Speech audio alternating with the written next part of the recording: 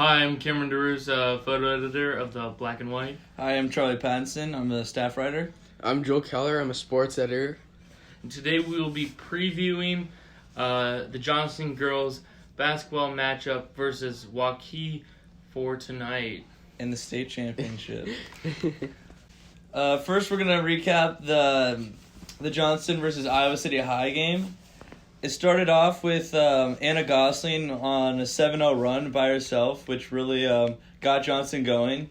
It was a team effort versus Iowa City. The point spread, no one was more than maybe 15, 16 points. And there was maybe 3 or 4 people on the team for Johnston that scored that. They were down by around 5 in the second quarter, and Johnston was, and that was when Molly Nelk, the freshman, went on her own 9-0 run, which was 3 straight 3-pointers, which really flipped the game around, and I don't think Johnston ever looked back. Yeah, aside from Molly's threes, though, in that first half, they kind of got off to a rough start from shooting outside the perimeter, and that's something that is going to need to be improved on today. And also, Johnston got to the free throw line 27 times and made 22 of them. So in the fourth quarter especially, I'm not sure that they missed, and that was when the game was on the line. And so that really sealed the deal. Maddie Mock also had 11 points, 10 rebounds, fouled out. But other than that, yeah, just a overall team effort that propelled Johnston to victory.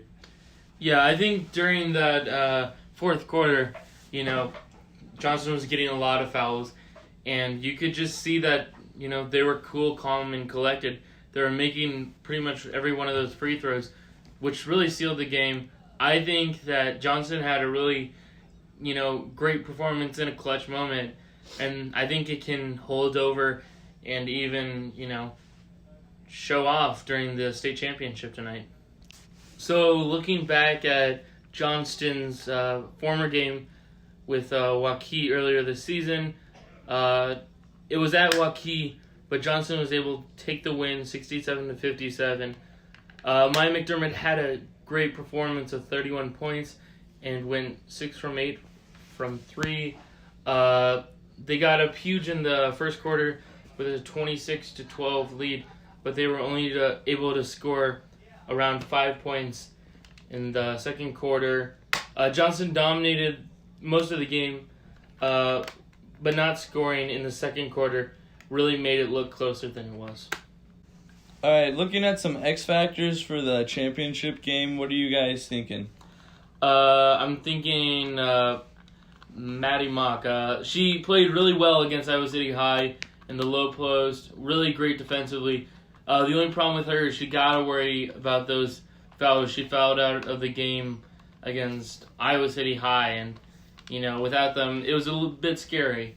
So she's got to worry about that, but she's been able to hit those clutch free throws, and defensively she was great in the first half. For me, the X factor really isn't going to be a player. It's more of just a thing on offense that they could do. When they make their perimeter shots, they just turn into a different team. No one can beat them in the state if they can make their shots. But we've seen in the past 2 games, we saw this team go through a couple long, cold streaks, and it allowed the team to come back, and at least in the Southeast Bowl game, allowed them to take the lead. So I think if Johnston can at least sink some of their shots and not really go on a long, cold streak like they have, I think that'll be the biggest factor in if they win. Yeah, for me, I'm looking at the ball handlers for Johnston. Obviously, Maya McDermott has it most of the time and is probably the best point guard in the state. But against Iowa City High, she was being face guarded and was getting the ball denied to her every single time by Iowa City High star point guard Rosen Kumu. So Kendall Need and Zoe Buchan also took the ball up the court, and Anna Gosling. And they kind of ran the offense when Maya was getting face guarded. So I just looked at that and think, in a championship setting, they're probably going to try to deny Maya, and it's up to the other people to get the offense going. So that's what I'm looking at. Looking back on Waukee's history in the state basketball tournament, they won the title in 2015, and that was their only state title appearance. But they are usually a consistent playoff qualifier, And last year they lost in round 1 against Dowling in a triple overtime game. Coming into final predictions, I predict that Johnston will beat Waukee. I'm going to say 72-68. Johnston scored 70 in both of their games at Wells Fargo Arena. I know it's going to be crazy with the student section, and I just think that Johnston showed that they can beat Waukee, beat other good teams, and that's why I'm picking Johnston to win the state championship.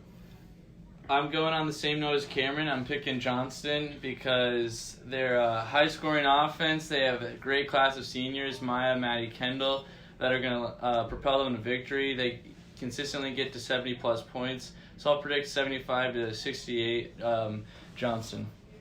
Yeah, I'm going to predict the win for the Dragons, too. I think the atmosphere is going to be electric. We know that because Waukee and Johnston both pretty close to Wells Fargo, so both student sections are going to be packed. That'd be crazy if we got 3 sections for Johnston. But what I think is Johnston, I think our toughest game was going to be Iowa City. And I think this, even though Waukee's the number 1 seed, I think this will be easier. And I think Johnston will win handedly, 73-60. Thanks for listening to our state championship preview podcast. Go to jhsblackandwhite.com for more content from the newspaper staff, as well as like and subscribe on our YouTube channel. Thanks.